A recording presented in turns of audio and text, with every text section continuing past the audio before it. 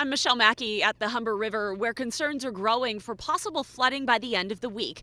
Here's why. Rain is in the forecast, and temperatures by Friday are expected to hit the double digits. That is going to cause the snow that fell last week to melt rapidly. And north of the city, that snowpack is significant. I don't think it's all going to melt if you have 70 centimeters on the ground already, if you're in one of those lake effect prone areas.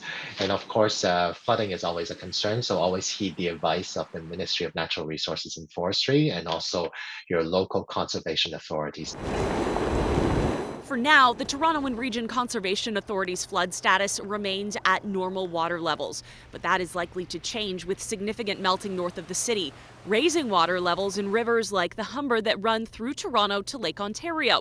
The Niagara Peninsula Conservation Authority, meantime, is currently assessing the risk and says communities near Lake Erie, such as Wainfleet, Port Colborne, and Fort Erie, could be most impacted in the coming days. Meteorologists say now is the time to prepare. If you have snow on the ground that you haven't shoveled yet because you've been so busy, you do want to do that, as soon as possible because the rain is going to come with the next system.